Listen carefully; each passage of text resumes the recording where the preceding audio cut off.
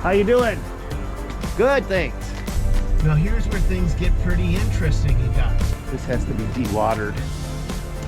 Just build the foundation block by block by block. Would be about 30 by 40. Oh yeah, you're Dirt Monkey on YouTube. Yeah. The story I'm about to tell you guys is 100% true, and it didn't happen that long ago. This general contractor ripped off his customer. He ripped off the bank. He ripped off the lumber yard. He ripped off me. He also ripped off the concrete contractor, all at the same time. And he was able to pull off a scam that netted him hundreds of thousands of dollars simply by timing everything almost perfectly to the T. This is a story that I can't make up. I'm going to walk you guys through exactly what happened and how he was able to pull this off. And hopefully by the time we're done with this video, you guys will be able to identify potential scammers and maybe keep yourself protected as well. So let's dive right into where this story all started. The general contractor that had ripped everybody off was hired by the customer to simply build a house. But this was no ordinary house. There had a number of different unique features that really allowed this contractor to leverage everything that he had to get the biggest net gain out of this customer. This was back in the day when we were doing a lot of new construction. In fact, I had a crew that just specialized in digging basements. I had one crew that would go out and dig basements. I had a backfilling crew, and then I had a hauling crew. So we were averaging anywhere from 2 to 3 basements per week, but this was no ordinary basement that we were getting into. Before I get ahead of the story, let's just go out and look at what an average basement is, and then I'll describe exactly what we were getting into with this one.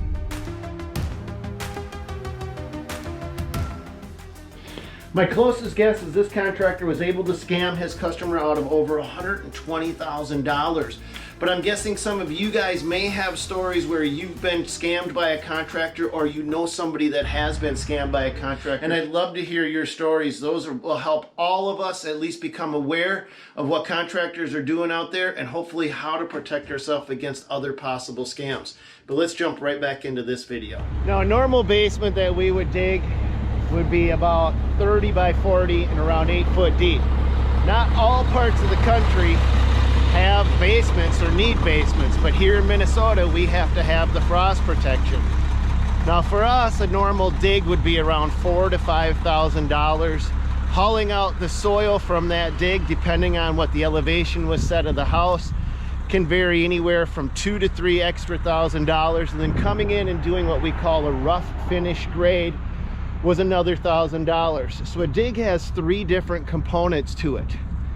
Now, we had gotten the call that this was not an ordinary dig. The customer was not putting in a 30 by 40 standard basement with 8 foot, between an 8 and 10 foot sidewalls. He was putting in an underground basketball court. Now, an underground basketball court is typically 4 to 5 times the size of an average basement. So our excavation portion for this was around 20 grand alone. But the foundation work as well is going to be 4 to 5 times. So I'm anticipating that, I don't know for sure how much the concrete contractor was charging, but it had to be north of $60,000 to possibly $80,000 that he had invested into this project as well. Let's go in and take a look at what a typical dig would look like. Now, this is not my site, and we may get kicked out, but we'll show them what's going on. So these guys are putting in, this is the concrete forms. Howdy, how you doing? Oh yeah, you're Dirt Monkey on YouTube. Yeah, yeah. How's it going? Good, how are you doing? Very good. I'm making a video on the biggest contractor scam that I ever seen. Really? But what kind of forms are you guys using so these guys We use Western forms. Western forms, so you're doing a solid poured basement. Correct, yeah. Perfect, and what's your name? Carl. Nice to meet you, Carl. You too. You mind if I take a look around? Yeah. Thank you, man, thank you. So, this is the same kind of basement that this general contractor put in on this job where he was screwing everybody over. And if you take a look at these things, they put the forms up, then they pour the concrete in the center of them, and then they remove the forms. Some people use insulated forms, and then the forms actually can stay on. And then there's where they use CMU or concrete masonry units, and they legitimately just build the foundation block by block by block. This is all backfill material, and this typically stays on site. But the lot we were working on in this case was super dense, super tight, and we could not keep the material on site. So everything had to get yanked, which added to the expense. Just my first portion of the dig was 20 grand. That did not include hauling out, hauling in. This has to be dewatered. This is never, oh look at, they put rock in the middle. Yep, sometimes you got to do that. That adds to the expense right there, putting that rock down in the middle. But we got nasty clay soils here. It's just not good for backfilling. So we had gotten through and gotten the dig done. The excavation was all complete. We'd haul the materials off site. The concrete company had come in. They had started laying the forms up exactly as you had seen it. But this general contractor had gone one step further in his efforts to scam his customer. And what he had done is he had actually ordered all of the framing materials. He had been able to time all of this to a T within one business day, and this is how he was able to scam the bank and collect all of the funds he needed before he left the country with his customers' money. But let's show you what he had done next. Now this general contractor had a pretty good idea what he was doing, and he was going to make the absolute most money he possibly could out of scamming this customer. So what he had done is he had gone to the lumber yard and ordered all of his rough framing materials. So if we take a look at this, he had all of his lumber ready to go. So everything to get a house to this point was on order by the lumber yard. But now he's got to get paid for all of this. Now this guy was crazy as a fox and sly as a loon. I'll tell you right now, he knew exactly what he was doing.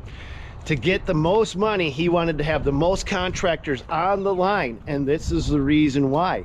We as contractors, when we get paid, we have to sign a lien waiver stating that we have been paid, and we will not place a lien on the property that we just got paid for the amount of money that we had just gotten paid. Except that signed lien waiver is not valid unless the funds clear. He wrote me out a check for the $20,000 that he had owed me.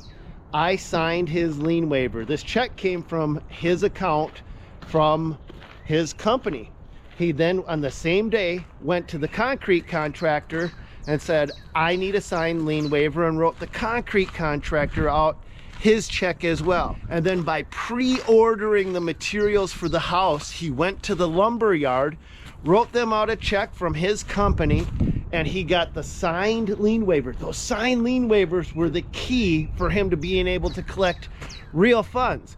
And what I mean is, he wrote us out, me, the concrete company, and the lumber yard all out phony checks that would not clear. He did not have the funds. He had no intention of having the funds in the account, but he was going to be putting the funds in the account from the bank. So he took those 3 signed lien waivers and he went to the bank and said, I've paid all of these vendors and I need to collect the money to cover the funds. Now the bank took a look at what he had delivered, and he had delivered the appropriate materials that he needed.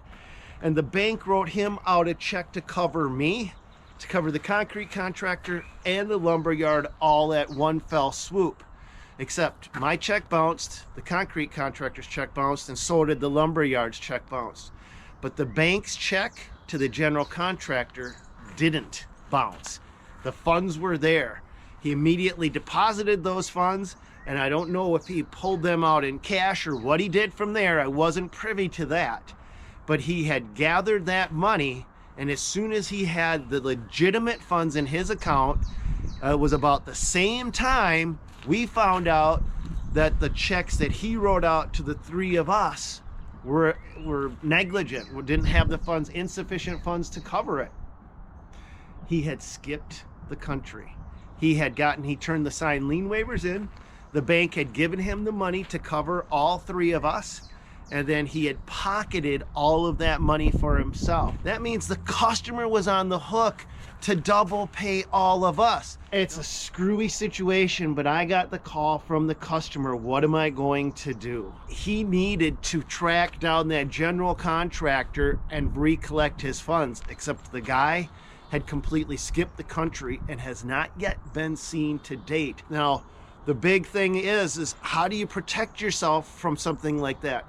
Well, you look for a general contractor that has house after house after house after house in the area where you want to work. Look for a general contractor that has an office, an established brick and mortar store that can't be picked up and moved and mobile. Past jobs that they've done should be proof in the pudding of where they are going. And I think that's the biggest thing that you guys need to protect yourself. Just because a general contractor comes highly recommended from one person or two people, you need to see their work, verify what they've done, look at reviews, and research that general contractor. You don't want someone new to the area, and I know this is going to make it difficult for other general contractors to establish themselves, but I'm trying to protect the customers at this point. You want somebody that at least has a presence, that has done work, that you can track down, that you can walk up to, and you can knock on a door and get an answer. That they don't have the ability to take your money and disappear like they did with this guy. Unfortunately, it's not that difficult to get a general contractor's license. You can take a few tests, you can study the books, and just about anybody can pass that puts their mind to it. And that means once they have that license, they have a license to operate to build structures, but that doesn't mean that should be a customer's first choice. Look for an established contractor that has actual jobs in the area, and that is going to be a helpful indicator that hopefully you won't run into a problem like this. Hey, thanks for letting me invade your site. No problem. Hey, good luck with the build. We got 2 o'clock concrete if you want to check it out. 2 o'clock, you already got the concrete pump truck here too, huh? That's right. Cool beans. Thanks, man. Appreciate it. All right, you guys. Well, I hope you guys enjoyed today's video. We're able to pull something out of it. I hope you guys are able to protect yourself from contractors, because I'll tell you right now, there's a lot of contractors that really do a lot of scammy stuff. And this was the most unique scam that I had ever seen in my life. And I hope it never happens to any one of you, but I'm sure you guys have had contractors that have scammed you. So if you have, will you share your stories in the comments down below? That's all we got for you in this one. God bless. Go get them, you guys. We'll catch you on another one. That's the concrete pump truck. So what this truck does, that does not actually have any concrete on it. This truck gets in place, lifts it up over, and drops it down where it needs to go. How you doing? Pretty good, how are you? Good, thanks. I love people in this industry. We have the best people anywhere. Just down to earth, blue collar, good guys wanting to work. Doesn't get better than that in my book. But that's all we got for you on to this video. God bless you guys. Go get them.